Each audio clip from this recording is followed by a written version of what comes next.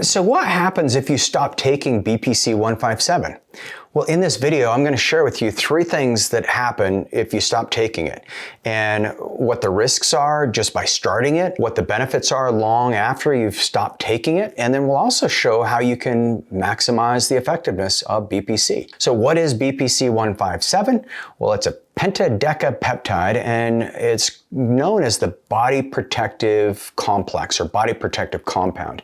It was discovered in the 90s in Croatia, and since then it's just been very, very effective at treating certain things, but it's not FDA approved. And so do not take this as medical advice. This is not me telling you to go swallow a bunch of BPC, because not all BPC is created equally. You want to work with a prescribing physician.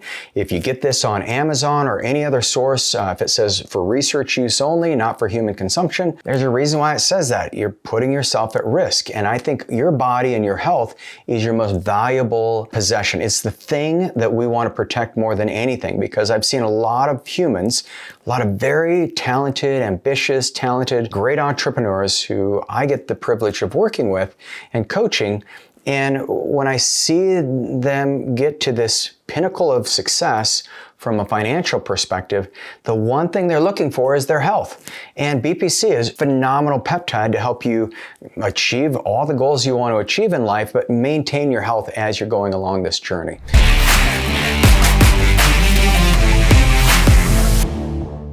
So I'm Regan Archibald. I'm the founder of Ageless Future, where our goal is to help you get your health as optimized as possible in the least amount of time possible without risking future health. So BPC, what happens if you go off of it? You're not going to crash. You don't build up a dependency. There's been no lethal dose ever established in any of the rodent models with BPC.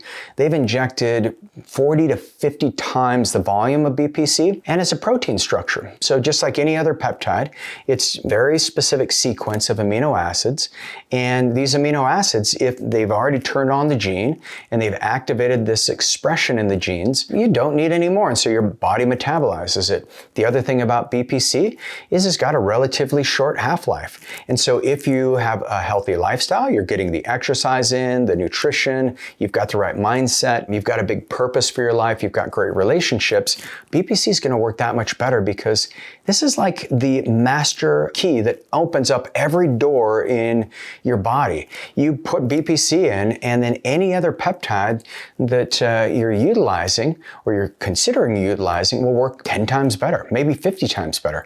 And then you also want to consider, well, what are the peptides that make BPC a little more active? And that's where you'll see us stack it with like TB4 or TB500. And then we may even use like a tesamorelin, ipamorelin, which are phenomenal peptides for growth hormone.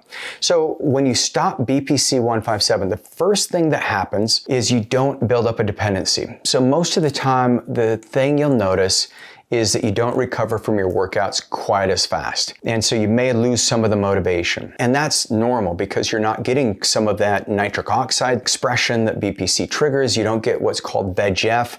That's the vascular endothelial growth factors. You also see a little more upregulation of cytokines, but generally you don't notice it for maybe 2 weeks to 30 days, depending on how long you're taking it, how much you're taking. The other great thing is, by going off of it, let's say you're using it to treat an injury, like you tore your Achilles tendon. Well, you inject BPC for a certain period of time, and when the pain's gone and has been gone for a couple of weeks, it's a good chance to pull back and give your body a break. You don't want to continually pulse these genes. You just want to let your body do the work on its own. I'm a big fan of the smallest amount of inputs that yield the greatest level of outputs. And that's how you can protect yourself. There's a lot of people who ask, what about cancer if we're utilizing BPC? Well, BPC heals the blood vessels in your body, and it also turns off some of those inflammatory molecules like tumor necrosis factor alpha and IL-6.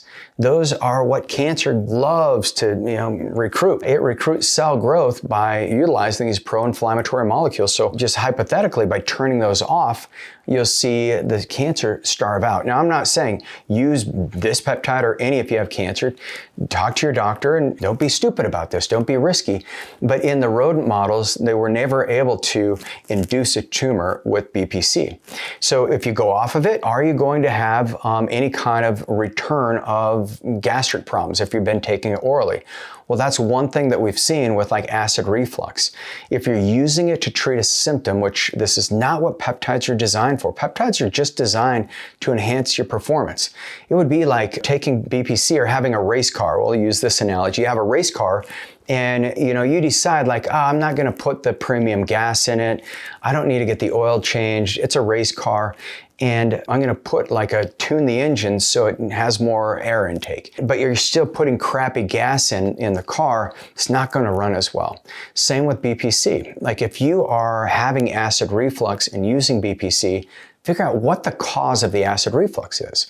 Do you have H. pylori? Is there bacteria in your gut? Do you have ulcers? Do you have poor enzymatic secretions? And I've got a whole series of videos on gut health.